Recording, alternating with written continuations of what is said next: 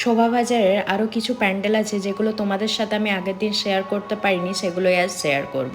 Metro gate number 2 থেকে বেরিয়ে সোজা হেঁটে গেলে এই মন্দিরটা পড়বে। এই মন্দিরের অপোজিটে যে রোডটা যাচ্ছে ওটা সোজা হেঁটে গেলে বাঁ দিকে পড়বে এই মণ্ডপটি। এই মণ্ডপটি পুরোটাই টিনের তৈরি আর তার বাইরেই রয়েছে মেলা। খুব বড় একটা মেলা ছিল না, ছোটখাটো ছিল, বাট ঠিকঠাক। এখান থেকে আমরা ফুচকা খেয়ে বেরিয়ে পড়লাম আর এখান থেকে বেরিয়েই আমরা সোজা যাব কুমোরটুলি পার্ক, যেখানে থিম হচ্ছে পত্রশোভা। পুরো প্যান্ডেলটায় পাতার থিমে হয়েছে, তাই এটার নাম পত্রশোভা। 20,000-এরও বেশি পাতা দিয়ে তৈরি করেছে এই মণ্ডপ। এই প্যান্ডেলে ঢুকেই তোমার চোখ যেদিকেই যাবে তুমি শুধু পাতাই দেখতে পাবে। আর মায়ের মুখটা কি অপরূপ, উফ, দেখেই পুরো মন ভরে যাচ্ছে। কিছু নাচুনের নাচ দেখতে দেখতে আমরা বেরিয়ে পড়লাম আর বেরিয়ে দেখছি এখানেও বড় মেলা বসেছে। তারপরে আমরা চলে গেলাম কুমোরটুলি সার্বজনীনে। এই মণ্ডপটাও কিন্তু বেশ ইউনিক, বাইরেটা যেমন ইউনিক, ভেতরটাও কিন্তু সেই রকমই ইউনিক। আর মা দুর্গার মূর্তিটা তো আরও সুন্দর ছিল, প্রতিটা হাতের কাজই কিন্তু খুব ভালো লাগছে।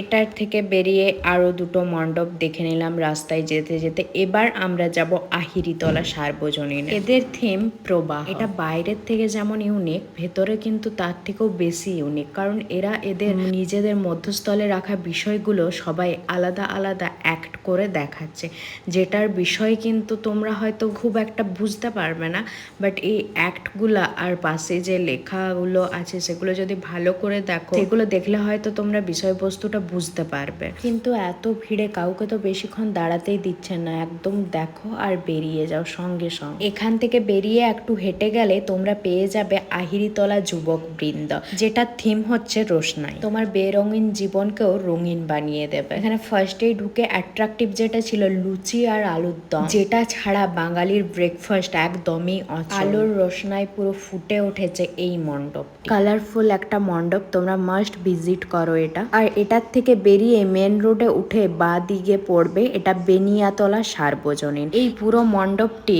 সিনেমা জগৎকে নিয়ে করা হয়েছে, স্পেশালি মহানায়ক উত্তম কুমারের জন্ম শতবর্ষ। শুধু উত্তম কুমারই না, আগেকার দিনে যেসব হিরো হিরোইন ছিল তাদেরকে নিয়ে এটা করা হয়েছে। 90 শতকের যারা আছে তাদেরকে নিয়ে গিয়ে এই প্যান্ডেলে ভিজিট করাও দেখবে খুবই ভালো লাগবে। এখান থেকে বেরিয়েই দেখলাম ঘটি গরম বিক্রি করছে, তো অনেকদিন খাইনি, তো একবার ট্রাই করলাম। এই দাদাটা কিন্তু খুব ভালো বানিয়েছিল। তারপর মেট্রো স্টেশনের দিকে যেতে যেতে এই মণ্ডপগুলি চোখে পড়লো, আরও অনেকগুলোই ছিল, কিন্তু বাট এতটা খাস ছিল না বলে আর ভিডিও করিনি।